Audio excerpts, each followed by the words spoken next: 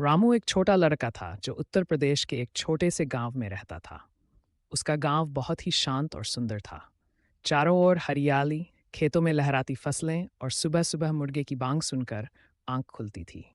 हर सुबह रामू अपने बाबा के साथ खेतों में जाता, हल चलाते देखता और कभी-कभी बैल की पीठ पर बैठ जाता। गांव की हवा में एक अपनापन था। सब लोग एक दूसरे की मदद करते, कोई भूखा नहीं सोता। एक दिन गांव में बिजली आ गई।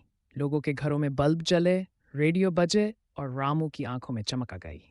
उसने पहली बार टीवी देखा, लेकिन फिर भी उसे सबसे ज्यादा खुशी उस सुबह मिलती जब वह खेत में जाकर सूरज को उगते देखता। समय बदला, रामू बड़ा हुआ, पढ़ने शहर गया। लेकिन जब भी छुट्टियों में वापस गांव आता, वही मिट्टी की खुशबू, वही तालाब, वही आम का पेड़ उसे फिर से बच्चा बना देते। सीख, गांव केवल एक जगह नहीं होता, वो एक एहसास होता। राजू शहर में नौकरी करता था, लेकिन उसका दिल हमेशा अपने गांव में ही रहता था।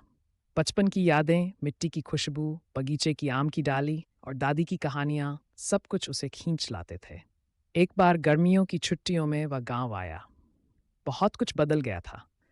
कच्चे रास्ते अब पक्के हो गए थे, पर लोगों के दिलों में वही अपनापन था।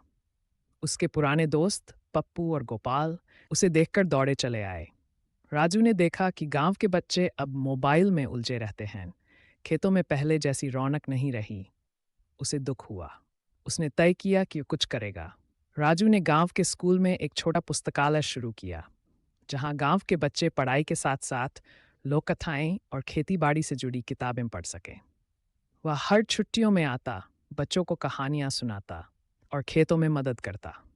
धीरे धीरे गांव के लोग फिर से खेतों की ओर लौटने लगे।